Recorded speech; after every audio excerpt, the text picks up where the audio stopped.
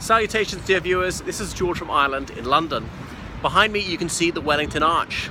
It's got a quadriga, as in a chariot drawn by 4 horses.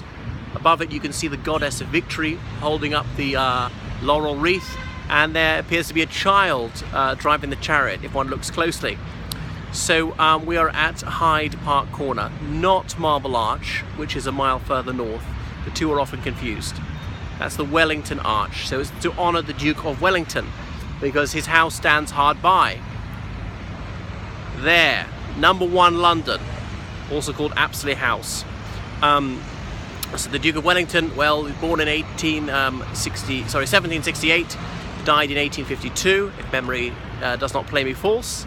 And he went to Eton for only a year. He was an army officer, had a commission bought for him, served with distinction in India, well, fought in the Peninsular War, won the Battle of Waterloo. He was a Tory, the most reactionary cast of mind, briefly Prime Minister. So that was that. And then you can see a statue of him here, an equestrian statue facing the other way.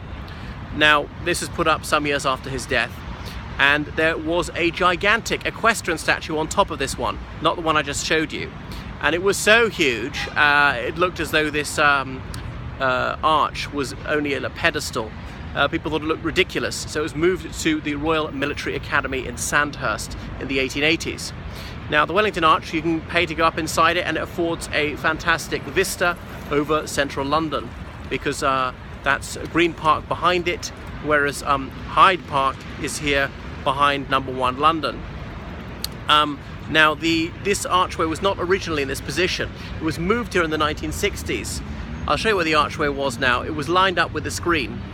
This screen here, of little arches, 2 small ones and a larger one in the middle, was lined up here. So the Wellington Arch was kind of more or less in the position I am in now, if that's right behind me.